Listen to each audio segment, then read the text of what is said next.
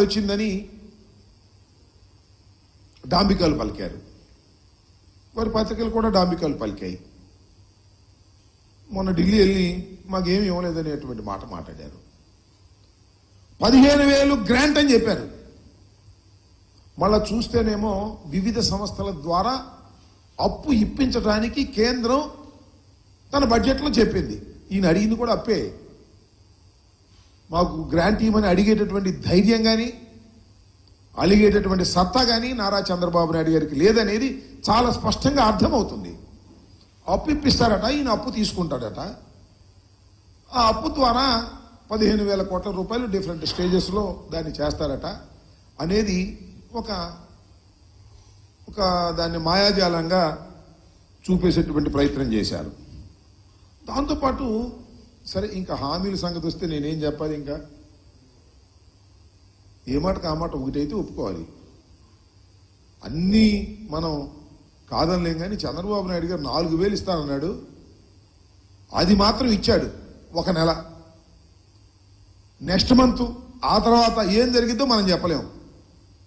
ఇస్తాడు, కొంత దూరం పోయిన తర్వాత అనర్హులు చాలా మంది ఉన్నారు. జగన్మోహన్ రెడ్డి గారు అనర్హులకే ఇచ్చేశాడు కాబట్టి అనర్హుల్ని ఏరివేస్తామని చెప్పేసి వాళ్ళలో కొంతమందిని ఏరివేసినా ఆశ్చర్యపడవలసినటువంటి అవసరం లేదు అని ఈ సందర్భంగా నేను చెప్పదలుచుకున్నా. ఇంకా గ్యాస్ సిలిండర్ల పని, ఆ సూపర్ 6 పని నేనేం ప్రత్యేకంగా చెప్పాల్సిన అవసరం లేదు. అది ఆ రోజునే చెప్పాము. అది సూపర్ 6 కాదు, అది సూపర్ చీటింగ్ అని. అదే చీటింగ్కి వాళ్ళ చంద్రబాబు నాయుడు గారు మాట్లాడుతున్నాడు. మనం చాలా ఆశ్చర్యం, అసెంబ్లీలో మాట్లాడుతున్నాడు. మేము సూపర్ 6 అని అనేక హామీలు ఇచ్చాం.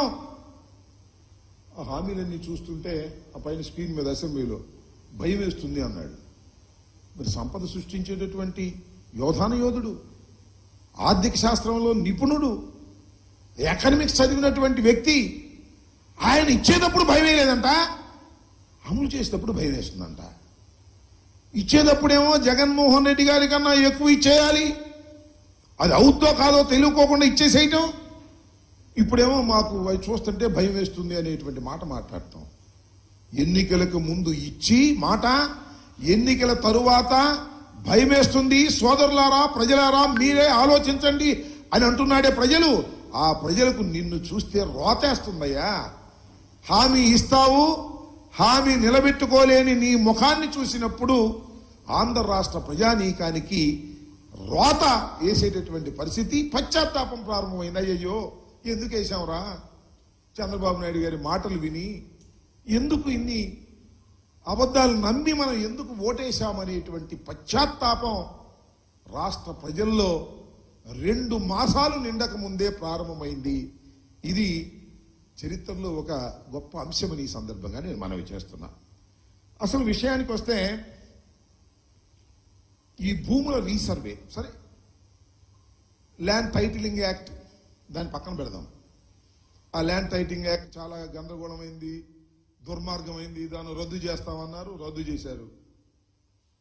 భూముల రీసర్వే, ఈ రీసర్వేలు కూడా భయంకరమైనవి, అన్యాయమైనవి.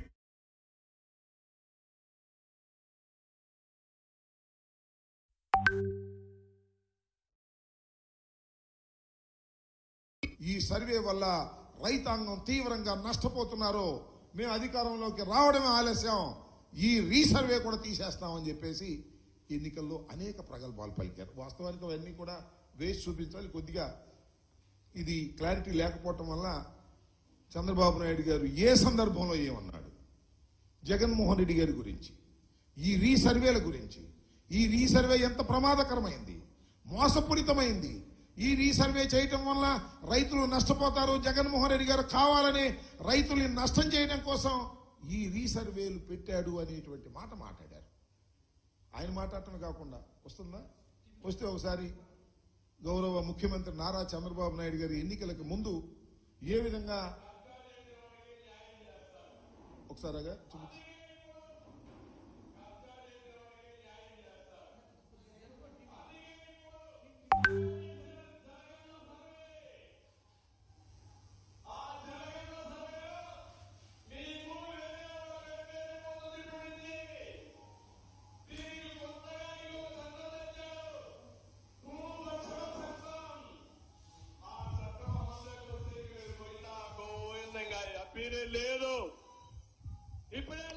చెప్పారు. ఈ సర్వే లోపభూయిష్టం, దీనివల్ల లాభం లేదు. మీ భూమి నాదిగానో, నా భూమి వేరే వాళ్ళదిగానో, లేకుంటే వాళ్ళకి అవసరమైతే 22A పెట్టి ప్రభుత్వ భూములు కొట్టేసే ప్రయత్నం చేస్తున్నారు. ఈ భూరక్షణ చట్టం సమాజానికి చేటునిస్తుంది. నేను అందుకే హామీ ఇస్తున్నా, ప్రభుత్వం వస్తానే భూరక్షణ చట్టాన్ని ఆపి మీ ఆస్తులు కాపాడే బాధ్యత తెలుగుదేశం పార్టీదని చెప్పి నేను మీకు తెలియజేస్తాను. ఆ భూమి కూడా జాగ్రత్తగా చూసుకోండి. సర్వే అంటున్నాడు, సర్వే ఒక బోగస్ ఉంది. దీనివల్ల లాభం కంటే నష్టం ఎక్కువ ఉంటుంది. మీ భూమి ఈ వైఎస్ఆర్ దొంగలు రికార్డు వాళ్ళ పేరుతో పెట్టేసుకుంటున్నారు. అక్కడి కుయ్యోమూరని వస్తే రాయబారాలు పెట్టి మధ్యస్థాలు చేసి సెటిల్మెంట్ కు వచ్చే పరిస్థితికి వచ్చారు. చుక్కల భూములు కూడా వీళ్ళ ఇష్ట ప్రకారం లంచాల కోసం కక్కుర్తపడి డబ్బులు వసూలు చేశారు. సర్వేల్లో కూడా కావాలని చుక్కల భూములు పెట్టేసి వీళ్ళతో మాట్లాడుకుంటే మళ్ళా పేరు మార్చి అందరికి లంచాలు ఇచ్చే పరిస్థితికి వస్తున్నారు. పిచ్చ ముదిరింది, ఫ్రస్ట్రేషన్ పీక్ వెళ్ళారు. ఇవన్నీ కూడా ఎన్నికల సమయంలో ఈ రీసర్వే మీద, భూముల రీసర్వే మీద పెద్ద ఎత్తున దుష్ప్రచారం చేశారు. ఇది జగన్మోహన్ రెడ్డి గారు చేస్తున్నారనేటువంటి గందరగోళం చేసేటటువంటి ప్రయత్నం చేశారు. సరే, ఈ రీసర్వే మీద గందరగోళం చేసి ఎన్నికల్లో సరే కారణాలు ఏమైనప్పటికీ వాళ్ళు గెలిచారు, అధికారంలోకి వచ్చారు. ఎన్నికలు అయిపోయిన తర్వాత కూడా 17/7/2024 భూముల రీసర్వేని నిలిపేస్తామన్నారు. అది చూడే నెక్స్ట్ ఉంటుంది. భూముల రీసర్వేని మొత్తం నిలిపివేసేటటువంటి బాధ్యత చంద్రబాబు నాయుడు గారు మేము తీసుకుంటారని